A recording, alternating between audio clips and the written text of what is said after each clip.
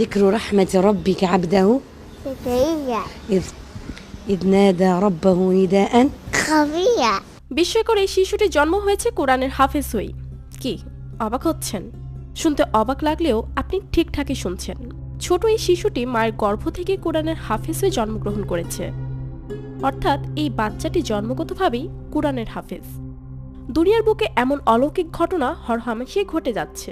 কোথাও কোরআন পুড়িয়ে দেওয়া হচ্ছে, তো কোথাও জন্ম নিচ্ছে এমন শিশু যে কিনা জন্মগতভাবেই কোরআন ধারণ করছে মস্তিষ্কে।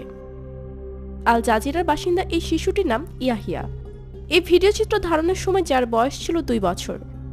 বয়স কম, কথা এখনো স্পষ্ট হয়ে ফোটেনি, তাতেও আল্লাহর কালাম শোনার সাথে সাথেই তিলাওয়াত করতে পারে ইয়াহিয়া।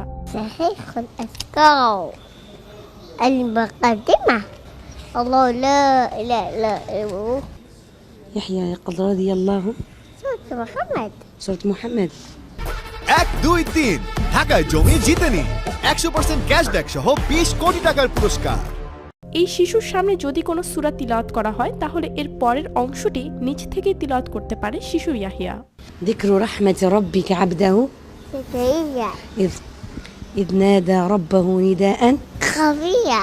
শিশুটির মা জানান, এই শিশুটি গর্ভে থাকাকালীন এক ইঙ্গিতপূর্ণ স্বপ্ন দেখেছিলেন তিনি। সাহাবে ইকরাম তাকে একটি মুক্তা দিয়েছিলেন এবং তিনি সেই মুক্তাটি গ্রহণ করেছিলেন। একই সাথে আগত শিশুটির নাম যাদের ইয়াহিয়া রাখা হয় সে ব্যাপারেও স্বপ্নের নির্দেশ পেয়েছেন শিশুটির মা।